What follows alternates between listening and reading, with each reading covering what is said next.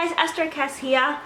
Just back with a little astrology update, and this one's for the transits for June and with my Cancer risings. And I just wanted to introduce myself and say hi, I'm Cassie. I love things like astrology, parenting, psychology, health, fitness, all those fun things. So don't forget to like and subscribe if those things are up your alley and those are things that you enjoy as well. I love having you guys join me and comment and interact with me.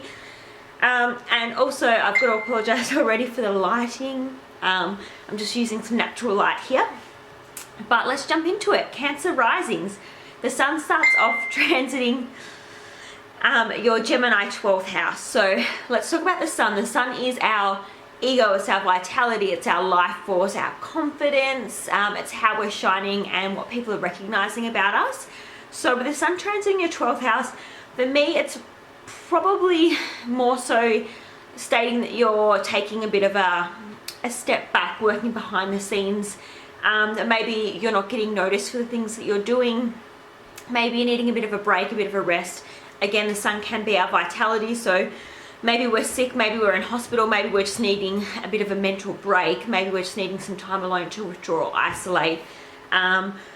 All those sorts of things can be going on because the 12th house is the house of transcendence, it's the house of institutions, deep bonding and transformation through that transcendent side of things, and spirituality is linked to that 12th house.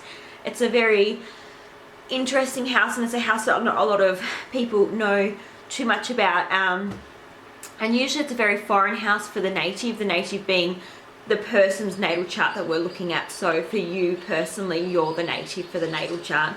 Often we don't see or understand those things in that 12th house, so it can be a very interesting house. So when the sun's going through there, it can be a bit of an interesting time. It does depend on our own natal chart, so because we have natal planets and they will interact with the transits that are going through there. So if you need a hand with any of this, definitely reach out and let me know. I'll put my information below for you.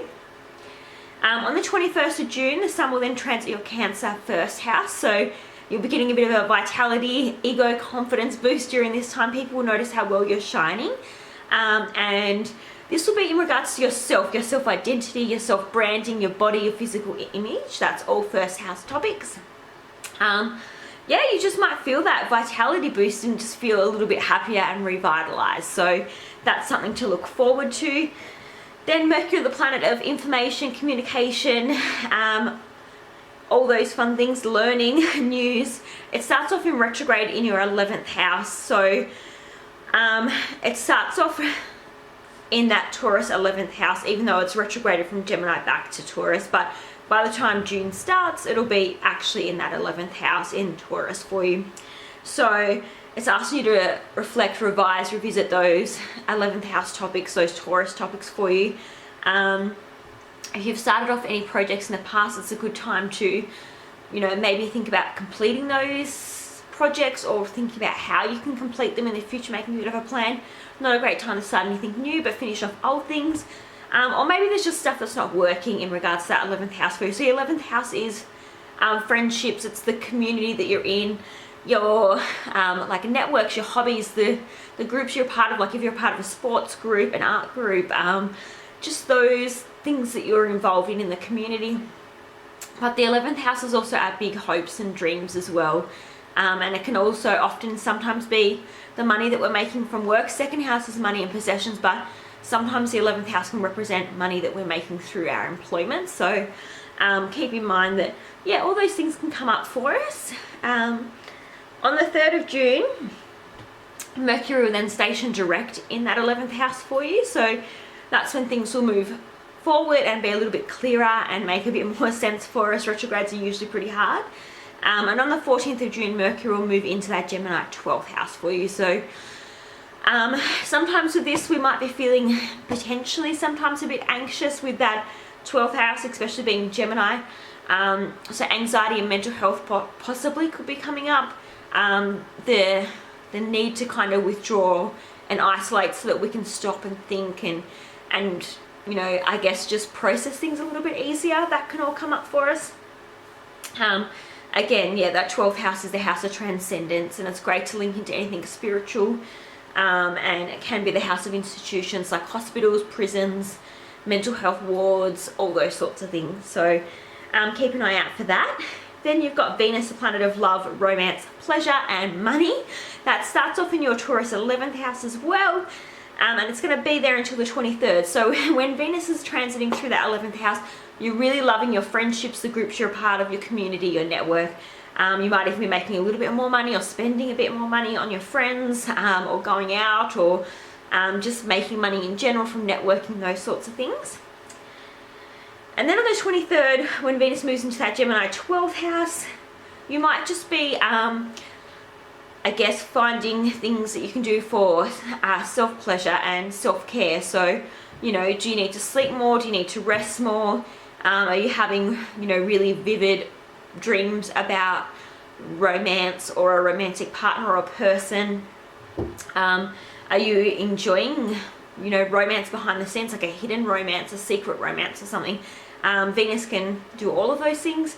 Venus can also be money though, so maybe you're working behind the scenes at work and making some money. So, you know, sometimes people write books and like they use a fake anonymous name, or you're working for a company doing some really big things, and you know, you're not necessarily in the limelight, but you're getting paid for it, but you're kind of like a secret investor or a secret worker, or you're working behind the scenes making a bit of extra money. And sometimes, you know, those are good things. So when Venus is in that 12th house, you're just more behind the scenes.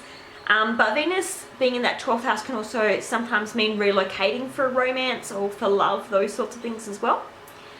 And then we've got Mars, the planet of action, passion, war, and aggression. It's what we're fighting for and fighting with. That starts off in your Aries 10th house, and it'll be there all the way through June. So it won't change until obviously July, and we'll talk about that a bit later in the next transits videos.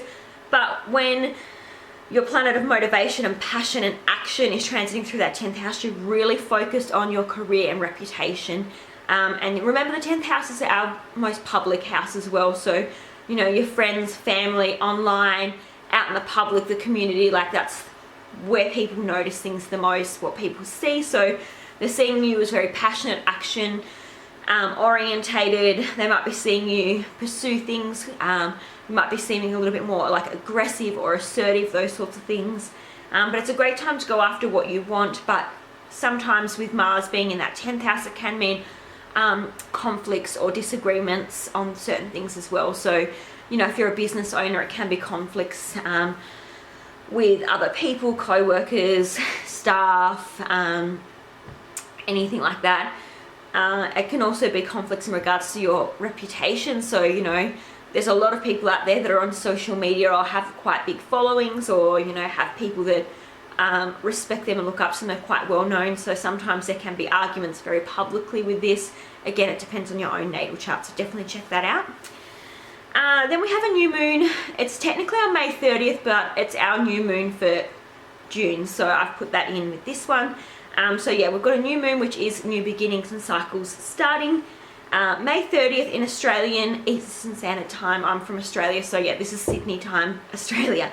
In that Gemini 12th house for you at 9:30 p.m. So again, that 12th house is a house of transcendence and institutions. It's, you know, when we need to retreat, sleep a bit more, isolate, withdraw, relax, spend some more time alone. Great time to jump into spirituality practices, or just do things around our self-care.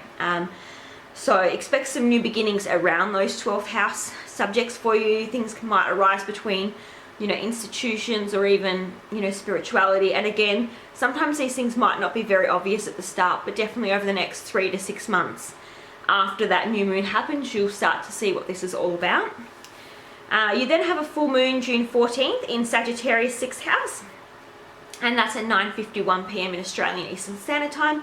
So full moons are endings and completions, cycles being finished.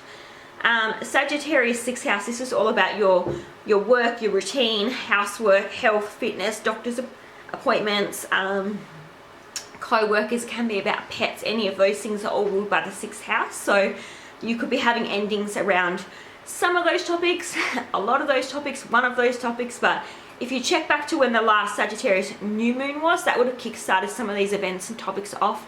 This full moon's bringing them to a completion, bringing the cycle to a bit of an end for you. And again, you'll know what this big ending is or what these endings are over the next 3 to sometimes 6 months. So sometimes you can see things really quickly with full moons, and it can happen, you know, within a few weeks or a month where you notice a big event happening, but it can take up to 3 months to see what's actually going on. So yeah, let me know how that all plays out for you, and don't forget, if you enjoyed this and found it helpful, give me a like. Don't forget to subscribe so you don't miss any of my content, and I'll catch you in the next one. Bye!